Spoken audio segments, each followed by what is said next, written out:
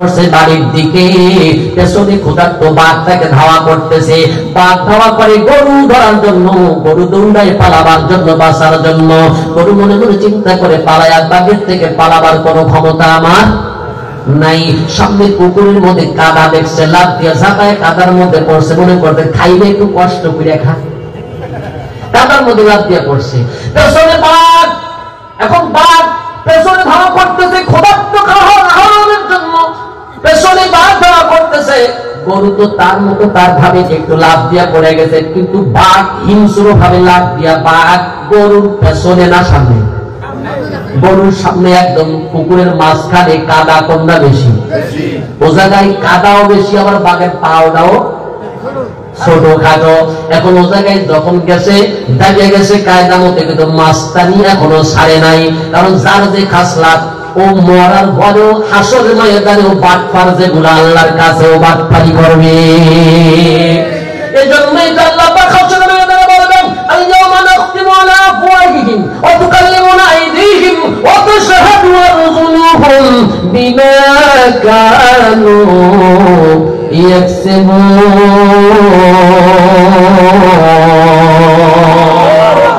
যারা বাটপার, দুষ্ট, যারা জালেম, যারা শয়তান বজ্জাত মার্কা, তারা আল্লাহর সামনে গিয়েও বাটপারি ভুলে যাবে না। কবে আল্লাহ তোমার ফেরেশতারা ভুল করছে, সব আকাম আমি একটাও করি না, তোমার ফেরেশতারা লিখে রাখছে। নাউযুবিল্লাহ।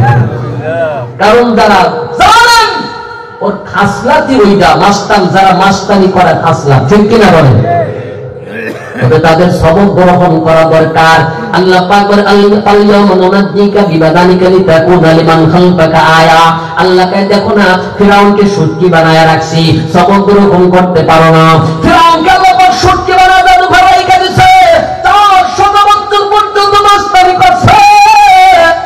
আল্লাহ পাক রব্বুল আমিন কুত্তা সুবানি দিয়া তাকে মাইরা বংশ হতে দেয় নাই, সুটকি বানায় রাখছে, যাতে দুনিয়াবাসী সবক গ্রহণ করতে পারে জালেমের অপরাধের শাস্তি কেমন হয়। কারণ জালেমকে আল্লাহ ছাড় দেয়, ছেড়ে দেয় না। এজন্য জুলুম আর মাস্তানি করা যাবে যেই দল হোক না কেন, ক্ষমতায় যারাই যাক না কেন, মাস্তানি করলে ফসল সফল ভালো হয় না, তার শেষ পরিণতি ভালো হয় না। ফিরআউন তার সাক্ষী, ঠিক কিনা? এজন্য মনে রাখবেন, ক্ষমতায় যারাই যা করা যাক না কেন ভাই, মাস্তানি করা যায় না। আল্লাহ পাকের নিয়ম অনুযায়ী চলতে হবে, তাই না হলে আল্লাহ পাক ছাড় দেয়, ছেড়ে দেয় না। ওখানে দিয়ে বাগে মাস্তানি করতেছে, এখন কাদার মধ্যে মাস্তানি করলে লাভ না লস? যত মাস্তানি গুতাগুতি করে আরো ডাকতেছে, সব শরীর ঢুকে গেছে কাদার মধ্যে, শুধু গলাটা বাকি আছে। পেছন দিকে তাকায়, গরুর বাচ্চা, গরু মরার জায়গা পাও না, তুই উপরে থাকবি। গরুকে মামা আমার চিন্তা করা লাগবে না, তোমার কপালে কি আছে সেইটা তুমি চিন্তা করো। বাগদা আমার কপালে কি আছে? কি আছে কপালে দেখবি তুই বিকেলে। আমি খালি বাড়ি যদি না যাতি পারি, সন্ধ্যায় যদি বাড়ি না যাই, মালিক চলে আসবে করে সাইজ করে ছাড়বে, ঠিক কিনা বলে? কারণ গরুর মালিক আছে না নাই? বাঘের কেমন মালিক আছে নাকি রে ভাই? দুস্তুনে আমার সন্ধ্যা যখন হয়ে গেছে, গরু যখন আতালে মালিক খুঁজিয়া পায় না, মালিক বের হয়ে গেছে, খুঁজতে খুঁজতে আসিয়া দেখে জঙ্গলার এক প্রান্তে এক গর্তের মধ্যে, পুকুরের মধ্যে, কাদার মধ্যে গরু খাবরের মধ্যে আটকায় গেছে। সামনে বাঘ মামা। মালিক মনে মনে চিন্তা করছে, বাঘেরই কাম, গরুর এবার বলে আগে বাপ রে, বাঘ রে বাপ দেখাবো আগে। বাড়ি গেছে, লাইচি সাইজের একটা রাইনা পিটাইয়া কাদার মধ্যেই সাইজ করছে, উঠাইলে কেন সমস্যা? গরুকে সুন্দর করে ধৌত করায় বাড়ি নিয়ে আবার আতালের মধ্যে রাইখা দিয়েছে। গরু মনে মনে চিন্তা করে, যদি মালিক না থাকতো রে, আমাকে আজকে কাদার মধ্যে মরা ছাড়াও ভয় ছিল না। আসলে কঠিন ময়দান জানেন কায়ম হবে রে ভাই, জাহান্নামের গর্ত থেকে মালিক চলে না ওঠায়, গুনাহগার নাজাতের কোনো উপায় নাই। তাই মালিককে সুখের সময় দেখার দরকার আছে না নাই?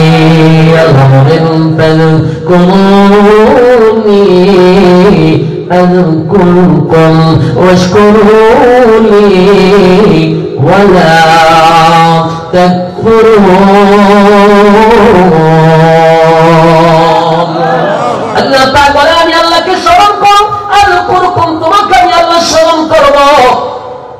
সুখের সময় স্মরণ করলে আল্লাহ পাক বিপদের সময় স্মরণ করবে।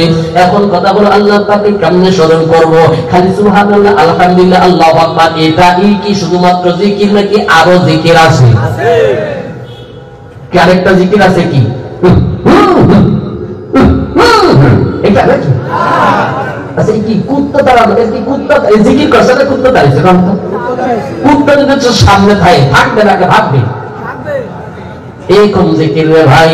কত জিকির আছে রে ভাই, এটার নাম জিকির না। জিকির কাকে বলে? এক কথায় বলে যাই, যেই কথা যেই কাজে যেইভাবে আল্লাহকে স্মরণ করা যায় তার নাম হলো জিকির। তার নাম কি? সুবহানাল্লাহ আলহামদুলিল্লাহ স্পষ্ট করে বলা লা ইলাহা ইল্লাল্লাহু মুহাম্মাদুর রাসূলুল্লাহ সাল্লাল্লাহু আলাইহি ওয়াসাল্লাম। দুষ্টামো এটা হলো এক প্রকার জিকির। জিকির চার ধরনের, চার তরিকায়, চার পন্থায় আমরা করতে পারি। কয় পন্থায়? সবাই বলেন একটু মালিককে হাত দেখায় বলেন কয়টা? আলহামদুলিল্লাহ। কষ্ট হচ্ছে না আপনাদের? কষ্ট হলে বলেন ইনশাআল্লাহ খোদার আকর্ষণকে নিয়ে আসা হবে। আমি অল্প সময় আপনাদের বেশি সময় বিরক্ত করব না, যেহেতু বলছি না মাঝখানে চাপাচাপি জায়গায় আছে। দুষ্টরে আমার আল্লাহ পাককে স্মরণ করা যায় চার পন্থায়। কয় পন্থায়? এক নম্বর জিকির বিল লিসান, দ্বিতীয় নম্বর জিকির বিল জাসাদ, শরীর দিয়ে আল্লাহকে স্মরণ করা যায়, জবান দিয়ে আল্লাহকে স্মরণ করা যায়। জিকির বিল কলব, অন্তর দিয়ে আল্লাহকে স্মরণ করা যায়। জিকির বিল মাল, সম্পদ আল্লাহ রাস্তায় খরচ করে আল্লাহকে স্মরণ করা যায়। যায় কি যায় না? তাই কয় পন্থায় করা যায়? সবাই বলেন।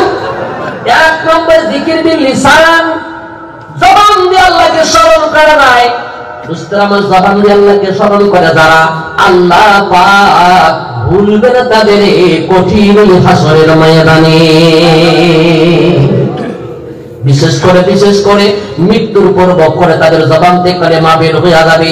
যারা সর্বক্ষণিক সর্বদা সর্বকালাতে যারা জবানটা কালেমা জিকির দ্বারা চালু রাখে, আল্লাহ পাকের স্মরণ করতে থাকে, লা ইলাহা ইল্লাল্লাহ সুবহানাল্লাহ আলহামদুলিল্লাহ, আর কোরআন তেলাওয়াত যাদের জবানে চালু থাকে, আরে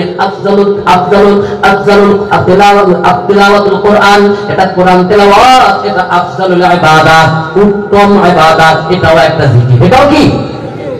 কোরআনের তেলাওয়াতের মতো উত্তম জিকির আর নেই। আল্লাহু আকবার বলেন। ইসতরে আমার কোরআন তেলাওয়াত অনেকে জানি অনেকে জানি না। ও মুসলমান শুনে রাখবেন, বুঝে রাখবেন। আল্লাহ পাকের হাবিব বলেন ইন্না লিল্লাহি মিনান নাস ক্বালু মান হুম ইয়া রাসূলুল্লাহ ক্বালা হুম আহলুল কোরআন। আল্লাহ পাকের হাবিব বলেন আল্লাহ পাকের দুনিয়ার মানুষের মধ্যে কিছু পরিবার আছে। আল্লাহর ছেলেমেয়ের সন্তান কিছু নেই, তবে মানুষের মধ্যে কিছু মানুষ আল্লাহ পাকের পরিবারের অন্তর্ভুক্ত। সুবহানাল্লাহ। ক্বালু মান হুম ইয়া রাসূলুল্লাহ, রাসূল কে তারা? আল্লাহ রাসূল বললেন হুম আহলুল কোরআন, তারা কোরআনের পরিবার। কোরআনের পরিবার যারা, কোরআন শিক্ষা দেয় যারা, কোরআন শেখে যারা, আর কোরআনের সাথে জুড়ে মিলে ধাক্কা দিয়ে কোরআনকে জায়গায় রাখে যারা, কোরআন জিন্দা করার জন্য মেহনত করে যারা, কোরআনের ওয়ালা তারা, আহলুল কোরআন তারা, আল্লাহর পরিবার তারা। যখন যে কোরআন তেলাওয়াত সকালবেলা সূরা ইয়াসিন, বিশেষ করে সূরা ইয়াসিন তেলাওয়াত করবেন, সন্ধ্যার পরে কমসে কম সূরা ওয়াকিয়া, সূরা মুলুক পেশার পরে কমসে কম তেলাওয়াত করতেন, চেষ্টা করবেন। ও মুসলমান ভাই, বেশি বেশি করে জবানে জিকির জান ধরে রাখবেন। আল্লাহ রাসূলের দুআগুলি যে সমস্ত জায়গায় আছে পাঠ করার চেষ্টা করবেন। আমাদের মধ্যে একটা রোগ, সেটা মনে করি যে এই জিকির একটু কোনো মতে একটু বিসমিল্লাহ করা, কি কোনো জিকির হইল নাকি? ধাক্কা না দিলে মুসলমান, আল্লাহ পাকের রাসূলের সুন্নাত দোয়া যেটা যেখানে আছে ওটা ওইখানে জিকির, ঠিক কি না বলেন? হাত ঢুকায় জামার মধ্যে হাতটা ঢোকাবেন তো বিসমিল্লাহ বলে ঢোকাবেন, জুতার মধ্যে পাউডার ঢোকাবেন তো বিসমিল্লাহ বলে ঢোকাবেন, যখন ঘর থেকে বের হবেন তো বিসমিল্লাহি তাওয়াক্কালতু আলাল্লাহ লা হাওলা ওয়ালা কুওয়াতা ইল্লা বিল্লাহ দোয়াটা পাঠ করে বের হবেন। লাভ কি? লাভটা হলো যদি কোনো ব্যক্তি ঘর থেকে বের হওয়ার সময় বিসমিল্লাহি তাওয়াক্কালতু আলাল্লাহ লা হাওলা ওয়ালা কুওয়াতা ইল্লা বিল্লাহ পাঠ করে যখন বের হয়, আল্লাহ পাকের রাসূল মোতালেব আনহু শয়তান তার থেকে দূরে সরে যায়। দূরে যেয়ে বলতে থাকে, ও আল্লাহ বান্দা, আমার থেকে তুই পানাহ পেয়ে গেলি, আশ্রয় পেয়ে গেলি, আল্লাহর হেফাজতে চইলা গেলি, তোর কোনো ক্ষতি করার ক্ষমতা আমি শয়তানের নাই। যখন খানা খাবেন কি বইলা খাবো? দোয়াটা পারলে দোয়াটা করবেন বিসমিল্লাহ ওয়া আলা বারাকাতিল্লাহ। নাও যদি পারেন কমসে কম বিসমিল্লাহ ভুইলা যাবেন না। লস আপনার আমার, কারণ সারাক্ষণ কষ্ট কইরা ইনকাম রোজগার করি, সারাক্ষণ চাকরি করি, সারাক্ষণ ব্যবসা বাণিজ্য করি, এত ইনকাম আর এত রোজগার করি, যদি শুধু বিসমিল্লাহটা ভুইলা যাই আপনার খানার মধ্যে আরেকজন শরীকানা আসিয়া যায়। আল্লাহ পাক তাকে শরীকানা দিয়েছেন, আমার বান্দা খালি বিসমিল্লাহ ছাইরা দিলে তুই শরীক হয়ে যাবি, তোর কোনো আর নিষেধ মানা নাই। কারণ শয়তানের রিজিকের দায়িত্ব কে নিছে? কে নিছে? ওর কোনো ডিউটি নাই, কাজ কাম জীবনে কোনো চাক কোনো অফিসে দেখছেন যে এই আমরা 4 জন মানুষ আর 3 জন শয়তান জায়গা চাকরি করে আছে নাকি? শয়তানকে আল্লাহ যখন জান্নাত থেকে বের করে দিলেন, ডাক দিয়ে আল্লাহ এত ইবাদত করলাম, এত ইবাদত করলাম, এক বন্ধু 6 লক্ষ বছর ইবাদত, আল্লাহ এত ইবাদত করলাম, একটা নাফরমানি করার কারণে জান্নাত থেকে বের করে দিলাম, আমার ইবাদতের কি কোনো দাম নাই? আল্লাহকে আজকে যা চাই সেটাই বাজেট পাস করে দিব, শুধু জান্নাতটা চাই না। ও মালিক, 3টা দোয়া তোমার কাছে, 3টা দাবি, 4টা দাবি তোমার কাছে দাঁড়াই। 1 নম্বরে আল্লাহ রব্বি আনজিরনি ইলা ইয়াউমি ইউবআসুন, আল্লাহ কিয়ামত পর্যন্ত হায়াত দাও। আল্লাহ ইন্নাকা মিনাল মুনজারিন, যা দিলাম কিয়ামত পর্যন্ত হায়াত দিয়া দিলাম, কিয়ামতের আগে তোর জান কবজা করব না, যা ছাড় দিয়া দিলাম। আল্লাহ 2 নম্বরে মালিক আমি এই আকাম করতে যাই কাজ করার সুযোগ পাবো না, তোমার বান্দার পিছনে খুঁজে লাগাতে হবে, আমি চাকরি করতে পারবো না। আল্লাহ এই আকাম কুকাম করতে যাই আমার কাজ করার সুযোগ হবে না, ব্যবসা করতে পারবো না, বাণিজ্য করতে পারবো না, চাকরি করতে পারবো না, ইনকাম করার সময় আমার হবে না। এত আকাম আকাম দিয়ে কাম করবো কোন সময়? আল্লাহ আমার রিজিকের দায়িত্ব তোমার দেওয়া লাগবে। আল্লাহকে আমি সিদ্ধান্ত নিলাম। আল্লাহু আকবার। আমার মালিক কত দয়া, আমার মাওলা কাহার উপরে বেইনসাফি করে না। হিন্দুকেও খাওয়ায়, খাওয়ায় কি খাওয়ায় না? বরং হিন্দুকে আরো কাপড় মুশরিককে দেখবেন বেশি খাওয়ায়। মুসলমানের বাড়ি দেখবেন আম গাছে আম, ওই একটা, ওই 2 বাড়ির 2 আর একটা। আর হিন্দুর বাড়ি আম গাছে যাই দেখবেন আম গাছে পাতা নেই। কি ঠিক কিনা? মুসলমান জানিয়ে হ্যাঁ নামাজ পড়ে কি লাভ, হিন্দুদের কাছে এত আম। নাউজুবিল্লাহ। ও মুসলমান আফসোস কইরো না, তারাও তো ভালো কাজ মাঝে মধ্যে করে, কি করে না? আল্লাহ পাক তাদের এই ভালো কাজের প্রতিদান আখিরাতে দিবে না, কারণ আল্লাহ রাসূল বলেছেন লা ইয়াদখুলুল জান্নাতা ইল্লাল মুমিনুন, মুমিন ছাড়া জান্নাতি হবে না। কিন্তু ভালো কাজের প্রতিদান আল্লাহ পাক দুনিয়াতে দিয়েছেন, কিছু দুনিয়ার নিয়ামত বানায় দিয়েছে, আফসোস করার কোনো প্রয়োজন নাই। আসলে কঠিন মায়াদের বান্দা যখন তার নিয়ামতের প্রতিদান পেয়ে যাবে, তার ইবাদত বন্দেগীর প্রতিদান পেয়ে যাবে, বলতে থাকবে আল্লাহ দুনিয়ায় কিছুই যদি না দিতা সব আখিরাতে রাখতা ভালো হতো। আল্লাহ বলবেন না রে বান্দা, না দুনিয়ায় কিছুই না দিলে ঈমানটাও ধরে রাখতে পারতি না। এই দুনিয়াতে কিচ্ছু দিছি, আখিরাতে কোনো দেব সব রাখছি, কিন্তু ওই শয়তান তো আখিরাতে কিছু বলে না। এজন্য আল্লাহ পাক তাই তুই যা দাবি করবি আমি আজকে সব কবুল করে নেব। শয়তানকে আল্লাহ 1 নম্বরে আমাকে কিয়ামত পর্যন্ত হায়াত দাও, 2 নম্বরে মালিক তুমি আমাকে রিজিকের দায়িত্ব নাও, 3 নম্বরে মানুষের থেকে আমাকে অদৃশ্য করে দাও, মানুষ যেন আমাকে দেখতে না পারে। আল্লাহকে সেটাও কবুল করে নিলাম। আল্লাহ 4 নম্বরে আজকে মানুষের শিরা উপশিরা ঢুকে ঢুকে ধোঁকা দিতে পারি যেন মানুষ টের পায় না। এত নুরানি সুরাতে ধোঁকা দেব, একদিকে মাহফিল চলবে আরেকদিকে আকামে লাগায় রাখবো যেন বান্দা যেন টের না পায়। আল্লাহকে সে শক্তিও তুলে দিলাম।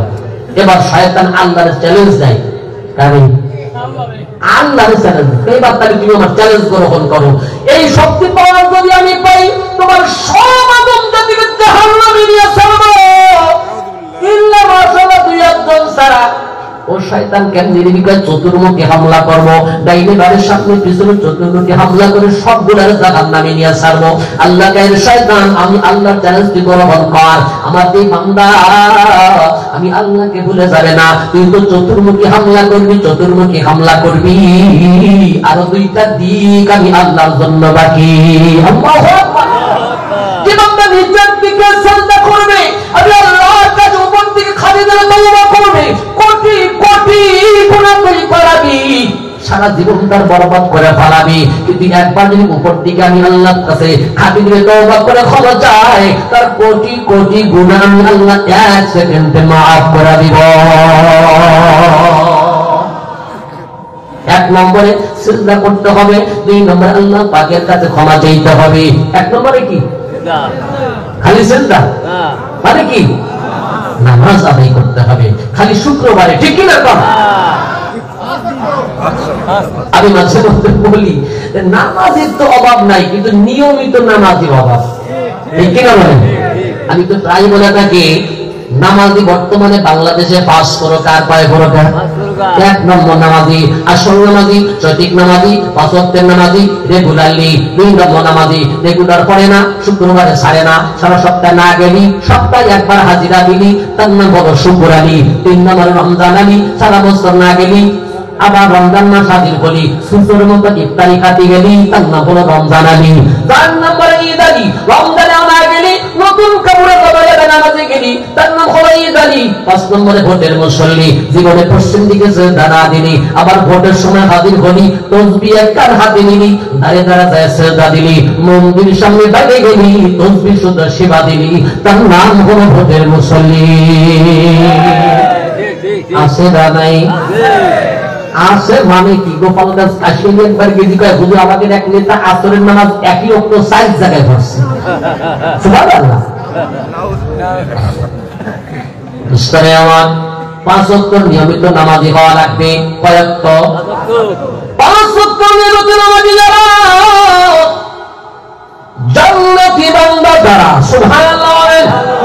কিন্তু কিছু যুবক, অনেক যুবক আছে মাশাআল্লাহ মাশাআল্লাহ মাহফিল দেবে কিন্তু নামাজ আসে না। নাই এই যে গতকাল মাহফিল ছিল, এই যে আমাদের মাদ্রাসা শিক্ষক জামিল ভাই, ওনাদের বাড়ির কাছে, ওইখানে আমাদের গাউস ভাই আছে, আপনারা চিনবেন হয়তো, এই যে বেদগ্রামে গাউস, মুফতি গাউসুর রহমান ফাইজি সাহেব। তো গাউস ভাই বলতে যে আমি একবার গুনাহ করা মাহফিলে গেছি, যুবকদের মাহফিল। তো যুবকরা এই সিএনজি চালায়, সিএনজি সমিতির যুবকেরা কাজে সব যুবকরা মাহফিল দিয়া আমাকে লাগাই দিয়া অন্যকে সিএনজি চালাতে, আর হুজুর দোয়া কইলেন আমাকে তুমি। তো এরকম যুবক যে মাশাআল্লাহ অনেক সময় তাফসীর দেবে, দেবে, ভালো কাজে আছে, কিন্তু নামাজে এমন তেলসা 22 না সোফে। আবার কিছু কিছু ইমামও আছে ছাই দিয়ে ধরে, আছে না নাই? কিন্তু যুবক তার থেকেও চালাক, হুজুরের ফাঁকি দেওয়ার বুদ্ধিও জানে। কয় হুজুর কেমনে যাব মসজিদে, প্যান্ট না পা, জামাই ও হুজুর পেশাব লাগছে, হুজুরকে জামাই লাগলো কি? কারণ হুজুর ইন করে পড়ছি, তো জামাই দিয়ে কুনুত করা হয়ে গেছে। এরকম নেককার যুবক আছে না নাই? ও যুবক ভাই, তোমাদের শোনাই আমার নবীর সাহাবী হযরত তালহা, এমন একজন সাহাবী রে ভাই, 5 ওয়াক্ত নিয়মিত নামাজি, নবীর রাসূলের জামাতের মুসল্লি, 4 ওয়াক্ত হযরত তালহা 5 ওয়াক্ত নামাজ জামাতে পড়ে, কিন্তু ফজরের নামাজে না সালাম ফিরায় বেশি দেরি করতে পারে না, সালাম ফিরাই দৌড় মারে হযরত তালহা। হযরত ওসমান গনি বিষয়টা খেয়াল করলেন, কি ব্যাপার, মুনাফিক হয়ে গেল নাকি? কারণ রাসূল বলেছেন মসজিদে যে ব্যক্তি তাড়াহুড়া করে এটা মুনাফিকের আলামত। রাসূল বলেছেন মাছ যেমন মাটির পরে পানি থেকে উঠাইলে ছটফট করে, মুনাফিক কিসমের মানুষগুলা মসজিদে ঢুকলে তেমন তাড়াহুড়া শুরু করে। আমরা তো করি না, করি নাকি? ওরে বাবা, সুন্নাত পড়ার টাইম নাই, মনে তাই লেয়ার থাকলে লেয়ার দুটো করে ধরতে। আরে ভাই, আমাদের অবস্থা আর সাহাবাদের অবস্থা উল্টা হয়ে গেছে। সাহাবারা মসজিদে যদি গেছে, বাড়ি এসে কেউ জিজ্ঞাসা করতো রাত গেছে, কেউ মসজিদে গেছে, আসবে কোন সময়? আসরের সময় গেছে তো মাগরিব মনে ঘুরে আসতে পারে, ঈশাও ঘুরে আসতে পারে। আর যদি বাজারে গেছে তো গেছে, তো বাজারে আসবে কোন সময়? বাজারে কি কেউ খায় নাকি? ও তো কাজ হলে চলে আসবে। আমাদের কি অবস্থা? তো আপনার গেছে কোন জায়গায়? বাজারে গেছে, আসতে গেছে, আমরা জানি ঠিকই। বাজারে গিয়ে বাড়ির কথা মনে যায়, 12টার নিচে মনে হয় ভেবে না, তোমারও নিচে না লাগবে না, তুমি যাও ভিজে বেড়াবে। আর বলছেন মসজিদে গেছি, আপনি গেছে মসজিদে গেছে, আসবে কোন সময়? আসলো, শুনলো তোরা বান্দাসে না, তুমি খালি দাঁড়াও, দেখ পারে কি ঠিক কিনা বলে? এত বড় গুনাহ কেমন ভাই? ইন্তেজারুস সালাত, নামাজের জন্য অপেক্ষা করে নামাজের সব সুবহানাল্লাহ বলেন। জীবনে 2 রাকাত নামাজ কবুল হয়েছে কিনা বলার ক্ষমতা আমার নাই, কিন্তু নামাজের জন্য বসে থাকলে কবুল নামাজের সওয়াব পাওয়া যায়। সুবহানাল্লাহ। হযরত ওসমান গনি মনে মনে চিন্তা করলেন, তালহা কি মুনাফিক হয়ে গেল? ফজর নামাজের সালাম ফেরাতে দেরি, ওসমান দৌড়াতে দেরি করে না। একদিন বিষয়টা খেয়াল করে মনে করলেন সমস্যা থাকতে পারে। দ্বিতীয় দিন একই অবস্থা, তৃতীয় দিন একই অবস্থা। রাসূলের কাছে নালিশ দায়ের করলেন, ইয়া রাসূলুল্লাহ, তালহা বুঝি মুনাফিক হয়ে গেছে। কেমন করে? ফজরের নামাজের তাড়াহুড়া করে দৌড় করে, সালাম ফিরায় দৌড়। রাসূল বলেন, ওসমান, মন্তব্য করা যাবে না, না জানিয়া। ঠিক কিনা বলেন? অনেকে আছে কিছু শুনলি মন্তব্যটা করে ফেলায় যে হুজুর তাই মানে আকাম করছি। নাউজুবিল্লাহ। এটা আমাদের খুলনার এক বক্তা আছে, নাম বলবো না, নাম বলে অনেক কিছু চিনবেন। ওনাকে মানুষ বদনাম করে যে হুজুর খাইয়েও যায়, আবার টিফিন করিয়ে নিয়ে আসে, টিফিন কিনে ধরে বাকি করে নিয়েও যায়। আমি মনে মনে চিন্তা করলাম, কি ব্যাপার, হুজুরি বদনাম কে মানছি? আলেম মানুষ কি কারো কারো আলেমের শোভা। তো একবার আমার সফর সঙ্গী আছে, সে গেছে, যাইয়া দেখছে যে ব্যাপারটা কি, হুজুর কি টিফিন কেরিয়ে দিয়ে আসে। তো হুজুর দেখলাম টিফিন কেরিয়ে যে যাওয়ার সময় মাহফিলে গেছে, ওই সময় দেখলাম গাড়ির মধ্যে থাকা অবস্থায় দেখলাম অনেক ভাত, মানে ভাত তরকারি উনি বাড়িতে নিয়ে যায়, ডায়াবেটিক্স। এই জন্য মাহফিলের খাদ্য ওনার পেটে সহ্য হয় না, বাড়িতে ওনার রুচি মতো খাবার নিয়েছে। ওই খাবার মাহফিলে যায় খাইয়ে খালি বাটি ভিড়ে নিয়েছে। মানসিক মন্তব্য করে কি হুজুর খাইয়েও যায়?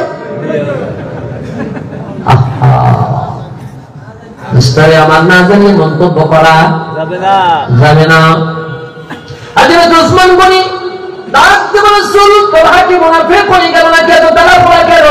রাসূল বলেন, তালহার মুনাফিকি হয়েছে কিনা খামাকা না জানিয়ে মন্তব্য করনা, চলো যাই বিষয়টা তদন্ত করিয়া দেখা যাও। সাহাবাদের জামাত নিয়ে আমার রাসূল তালহার বাড়ি গিয়ে হাজির। আসসালামু আলাইকুম ইয়া আহলাল বাইত। সালাম রাসূল জানায় দিলেন। সালাম দেন, উত্তর দেখে তো বের হতে পারছেন না। আবার কিছুক্ষণ পরে সালাম দিয়েছে, তালহা বের হয় না। আবার সালাম দিয়েছে, কিন্তু বের হয় না। রাসূলের নিয়ম ছিল 3 বার সালাম দেওয়ার পর অনুমতি না হলে ব্যাক করে চলে যাইতেন, অনুমতি ছাড়া বাড়ির ভিতরে প্রবেশ করতেন না। এটা সুন্নাত, এটা ওয়াজিব বটে, কোরআনের আদেশ। আর আল্লাহ তাকে রাসূল 3 বার সালাম দেওয়ার অনুমতি যখন পাইলেন না, ব্যাক করে চলে গেলেন, আবার বাড়ির দিকে রওনা। সত্যি হযরত তালহা দৌড়াইয়ে গিয়ে রাসূলকে চাপে ধরে কান্না শুরু করছে, ইয়া রাসূলুল্লাহ, ইয়া হাবিবাল্লাহ, বুঝতে হয়ে গেছে। দিনের নবী কবলে ওনাকে বাড়ির সাথে দাঁড়া করায় রাখছি। ইয়া রাসূলুল্লাহ, আপনি ক্ষমা না করে দিলে আমি জাহান্নামী। আল্লাহ রাসূল বলেন, তালহা, আমি রাসূলের মহব্বতকে তোর দিলে নাই, আমি রাসূলের হুকুমের গুরুত্বকে তোর মধ্যে নাই। আল্লাহ রাসূল যখন বলেছেন হযরত হযরতের থেকে পানি গুলে দাঁড় করে ছেড়ে দিচ্ছে, ডাক দিয়ে বলে, ইয়া রাসূলুল্লাহ, আমার বাবা মা আপনার জন্য কুরবান, আমি তালহা আপনার জন্য কুরবান। ইয়া রাসূলুল্লাহ, আপনাকে যথার্থ মহব্বত আর ভালোবাসা আমার আছে। দেরি করলে কেন? আমি দরজা ফেরত চাই। তালহা, আমি রাসূলের গুরুত্ব তোমাকে রেখে নাই। তালহা, রাসূল এতদিন পর্যন্ত বলি নাই, কারণ বিপদের কথা প্রকাশ করলে নেকি থাকে না, এজন্যই তো বলি নাই। আজকে তো না বলে আর পারছি না।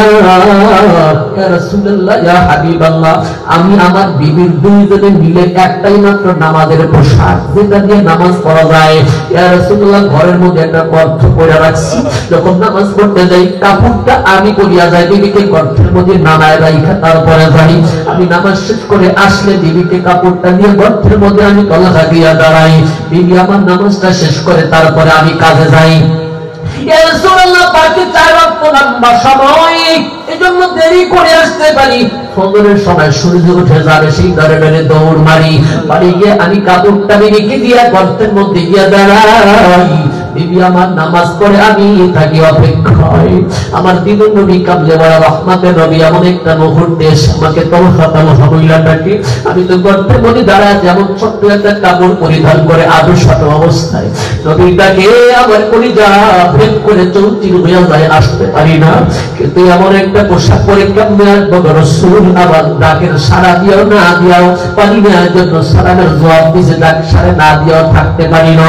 রহমতের নবী একে 3 বার ডাকে, কিন্তু আমি বের হতে পারি না, বিবি নামাজে আছে।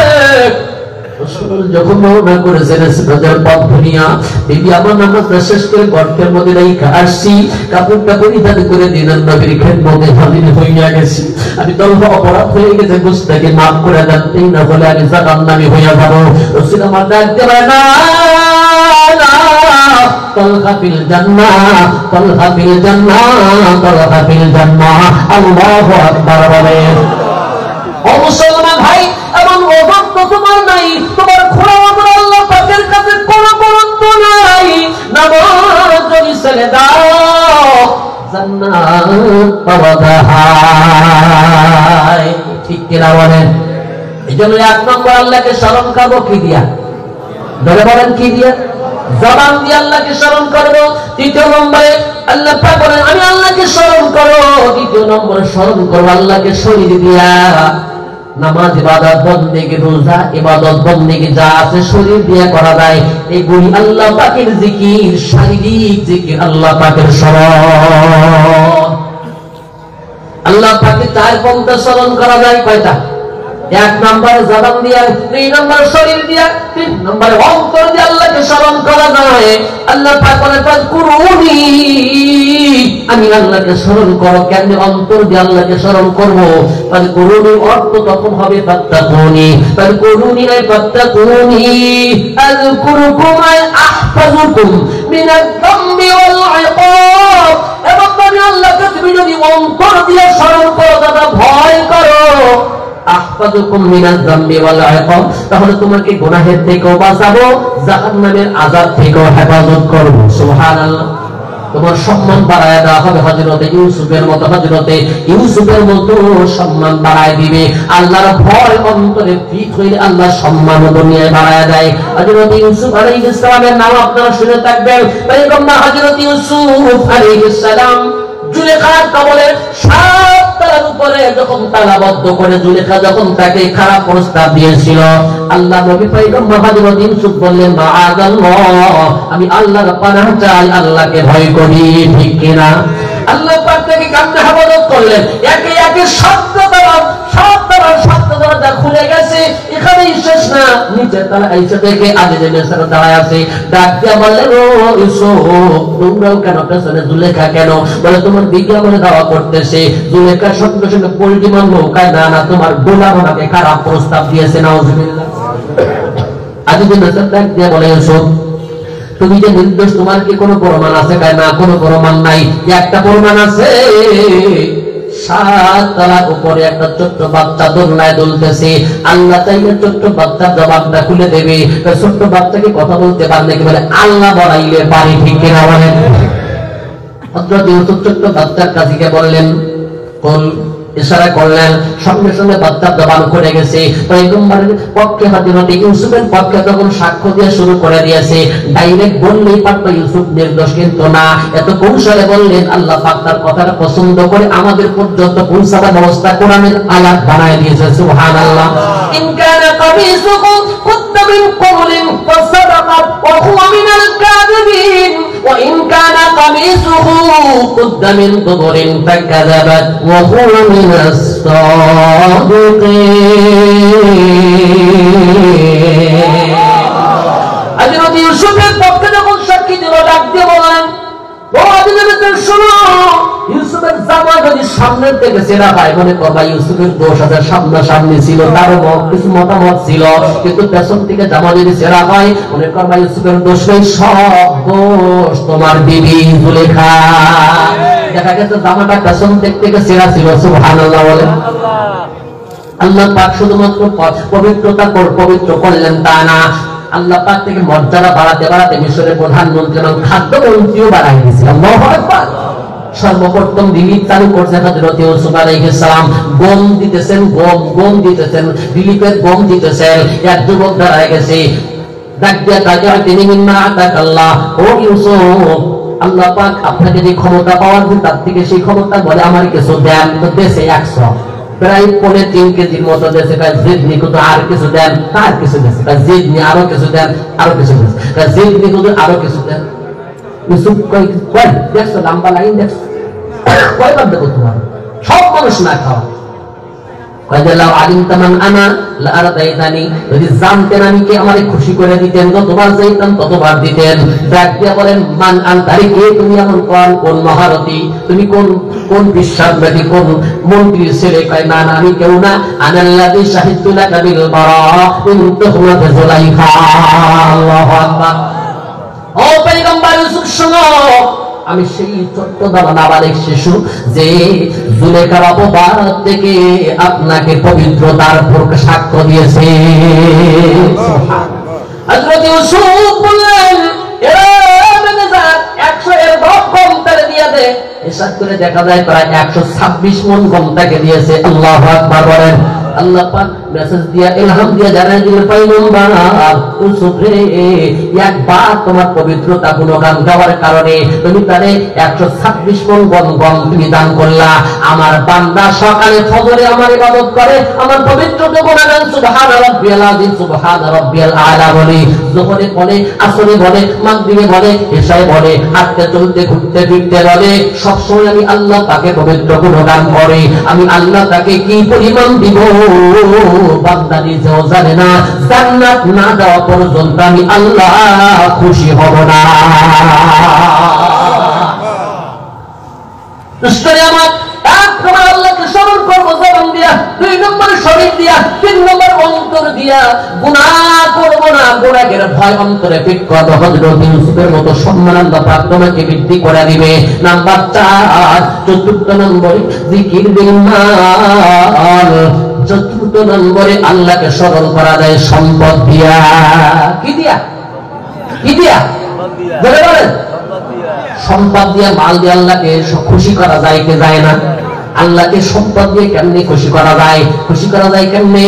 দোস্তরা আমার ছোট্ট একটা হাদিস আপনাদের বাংলা শোনাই। আল্লাহ পাক রব্বুল আলামিন যখন এই পৃথিবী সৃষ্টি করলেন, এই পৃথিবী যখন সৃষ্টি করলেন, জমিন থরথর করে কাঁপতেছে, থরথর করে কাঁপতেছে। আল্লাহ পাক এই ছোট ছোট পাহাড়গুলি তৈরি করলেন, প্যারাক মারিয়া দিলেন। প্যারাক যখন মেয়েদের স্থির হয়ে গেল জমিন, ফেরেশতারা ডাক দিয়ে বলে, মালিক এই ছোট ছোট পাহাড়ের এত ক্ষমতা, বিশাল পৃথিবীটা দাঁড়ায় গেছে। আল্লাহ এই পাহাড় এত শক্তিশালী, এর থেকে শক্তিশালী জমিনের মধ্যে তোমার আর কিছু আছে নাকি? আল্লাহ বলে, পাহাড়ের থেকে শক্তিশালী হইল লোহা। ছোট্ট একটা লোহার কুদাল দিয়ে তুমি এই বিশাল পাহাড়ও কেটে ফেলতে পারবা।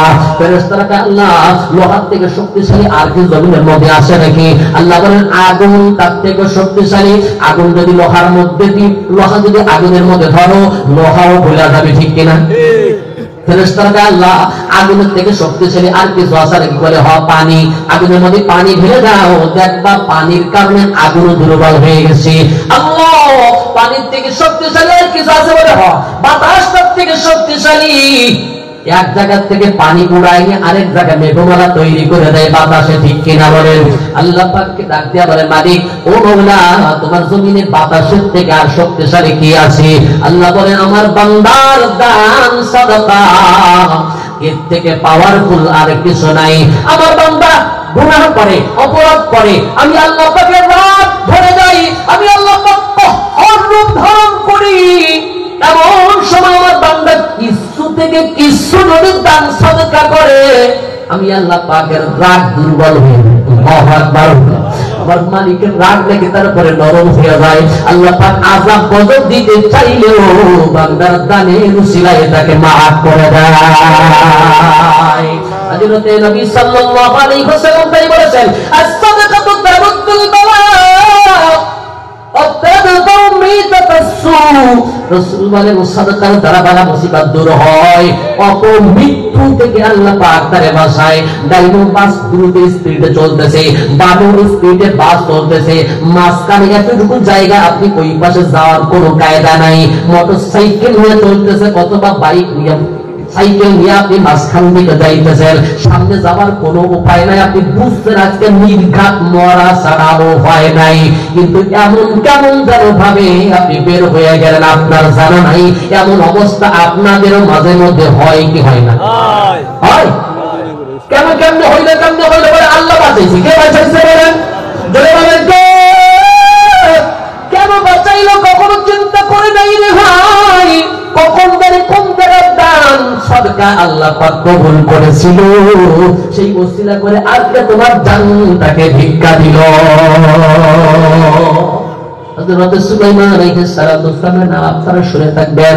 সব পশু পাখির ভাষা বুঝতে হযরত সুলাইমান আলাইহিস সালাম এক পাখি এসে ওনাকে নালিশ করতেছে, ও পয়গম্বর সুলাইমান, আপনার উম্মতকে আপনি একটু ঠেকান, কেন এত কষ্ট করে ডিম পাড়ি আর উনি আরামসে যাই পাড়িয়ে পাড়িয়ে খায়। তো হুজুর গায়ে খবরদার, এই ডিম বুঝিয়ে খাইও। ও চলে গেল, আবার পরের দিন আবার হারিয়ে নিয়েছে। সুলাইমান আলাইহিস সালাম ডাক দিয়া কয়, তুই কি জানিস না আমার দাইরে কত জানা আছে?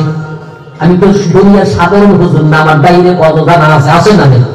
এক জিনকে বলছে, এবার যদি গাছে ওঠে যে আস্তে করে ফাঁস করে ফেলাই দিবি। জিনকে অর্ডার দিয়ে পাঠায় দিছে। পরের দিন এই লোক আবার ডিম পাড়ার জন্য রওনা করতে যাবে।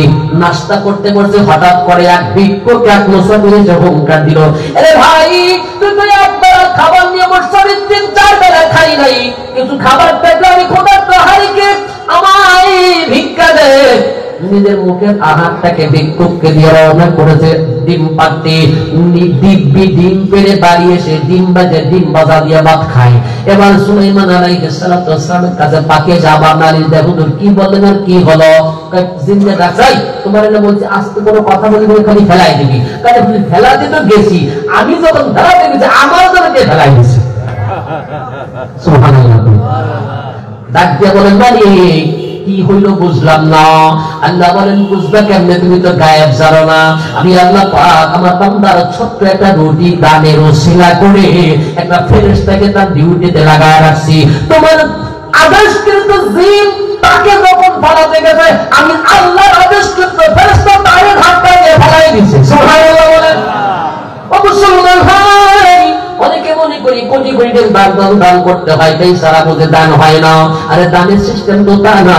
আল্লাহ রাসূল হযরত বিলালকে বলেন, আনফিক ইয়া বিলাল ওয়ালা তাখশা মিন আরশি তাআলা। ও বিলাল, দান করতে থাকো, সদকা করতে থাকো, দরিদ্রতার ভয় তুমি করো না। হযরত বিলাল বলেন, রাসূল কিছুই তো নাই, কিছুই তো নাই। বিলাল কি ধনী না গরীব? গরীব। বলেন কেমন গরীব, কেমন গরীব, একদম মোড়া পায় রাখি, কিচ্ছু নাই। পরিধানের জন্য আমাদের তো কত কাপড়। হযরত বিলালের একটাই মাত্র পোশাক, ভিজা শুকনো একটাই কাপড় পরিধান। নবী তাকে বলতেছে, আনফিক ইয়া বিলাল, বিলালকে খরচ করো, তাখশা মিন আরশি তাআলা, দরিদ্র হওয়ার ভয় করো না। ও মুসলমানের জন্য ধনী হই গরীব হই, দানের অভ্যাস না থাকলে দুনিয়ার বালা মুসিবত থেকে বাঁচা যাবে না। আসরের কঠিন ময়দানে মহা বিপদ থেকে বাঁচার উপায় থাকবে না। আপনারা শুনে থাকবেন, হযরতে আবু বকর রাদিয়াল্লাহু তাআলা আনহু তবুকের যুদ্ধে দান করেছেন বেশি না কম? দান করছে কম, বেশি কম। এক বন্ধন আমি পাইছি, কটা ছাইও তার সাথে ছিল। কি ছিল? ছাই, বটি বাটি থালা চামচ যা নিয়েছে রাসূল দেখেই মনে করছে এই সব নিয়েছে, কিছু তুই আসে নাই।